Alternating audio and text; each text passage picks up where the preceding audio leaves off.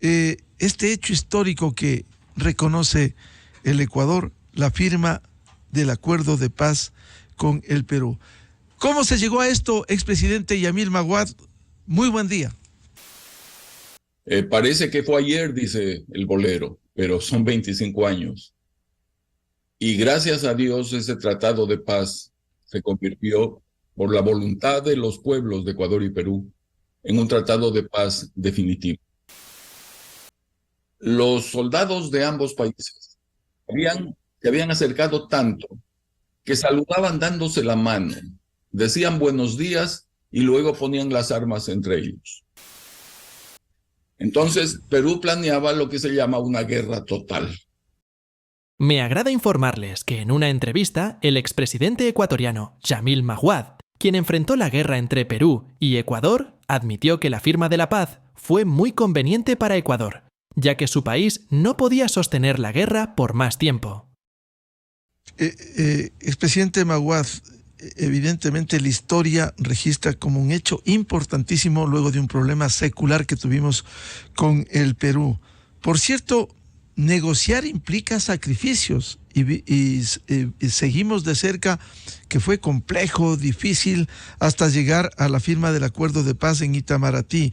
No fue fácil. El tema militar, recordábamos, presidente Maguad, el tema militar, cuando ellos reivindicaban internamente un hecho inocultable, como fue el triunfo en el Alto Cenepe en el 95. Sin embargo, en la mesa de negociaciones implica sacrificios. Y esos sacrificios tenían que darse en aras de la paz que logró el Ecuador. A ver, le cuento la información que yo recibí.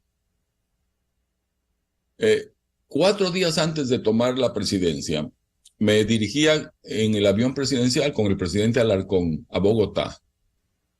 Y recibí una llamada precisamente del general Gallardo que me dijo: el alto mando militar quiere una reunión urgente con usted. Como yo me iba al aeropuerto, les dije: vengan al aeropuerto. Y ahí tuvimos una reunión muy breve porque usted conoce el protocolo internacional, uno no puede demorar el vuelo.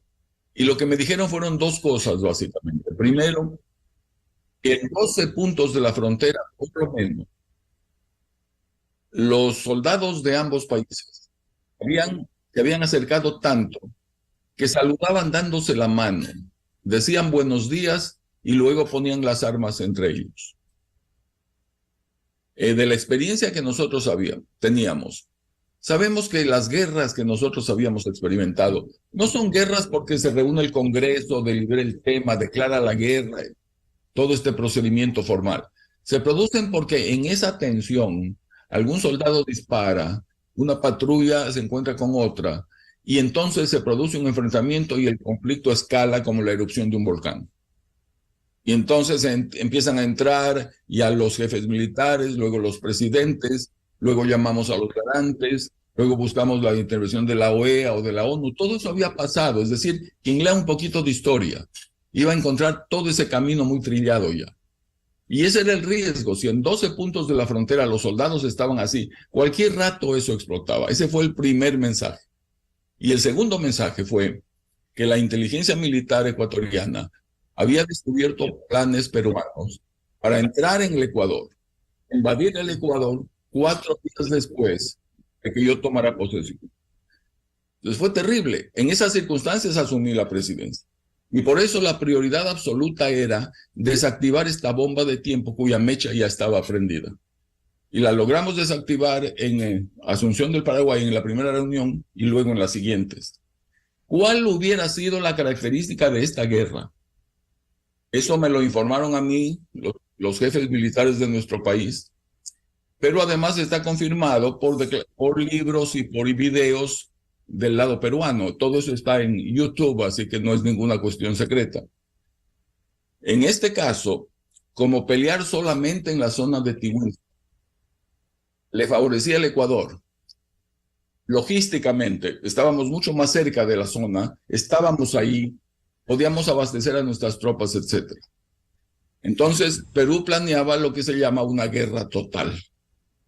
Esto, insisto, el propio presidente Fujimori lo ha dicho. Eso implica no bombardear todo el país, no nos confundamos, Pero sí significa movilizar tropas a la frontera, bloquear el puerto de Guayaquil, bloquear el puerto de Esmeraldas, que dejemos de exportar, por ejemplo, petróleo. Y en esas circunstancias terribles en que estábamos, asolados por el Niño, sin exportar, con la economía terrible, cuando yo tomé la presidencia teníamos la inflación más alta de América Latina, sin dinero, una guerra hubiera sido totalmente catastrófica, no solo porque cada guerra es catastrófica, sino porque entrar en una guerra en esas condiciones era todavía peor. Entonces, la paz, el primer beneficio que tiene siempre es moral. Usted evita soldados muertos, soldados heridos, toda la tensión de la población. Segundo beneficio es ético. Se negocian las cosas en lugar de arreglarlas a balazos. Pero el tercer beneficio es económico.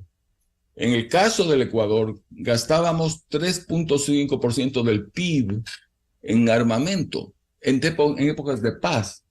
Y teníamos un déficit, cuando yo asumí la presidencia, del 7% del PIB. Si entrábamos en un conflicto bélico, ese gasto militar iba a subir. ¿Y de dónde podíamos gastar si estábamos en déficit? Yo siempre cito la frase de Ortega y Gasset: yo soy yo y mis circunstancias.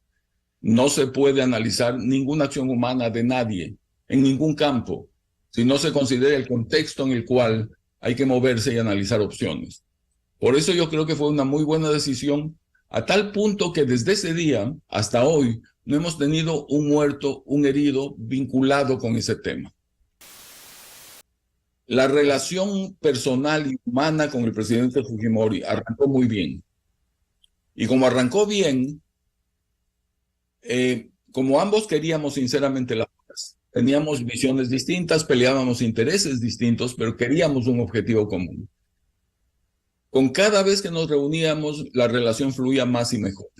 Entonces, ya en la negociación misma no fue difícil, no fue tan difícil como yo pensé, pero el escenario inicial hacía presumir que iba a ocurrir lo peor, que no llegaríamos a un acuerdo, que iríamos a una guerra. Una última reflexión sobre esto. No sé si la gente ha reparado que el conflicto que tuvimos con el Perú, que se acercaba a 200 años, había durado mucho más que lo que duró el imperio de los incas, para darle una proporción en tiempo. Era más largo que la vigencia del imperio inca.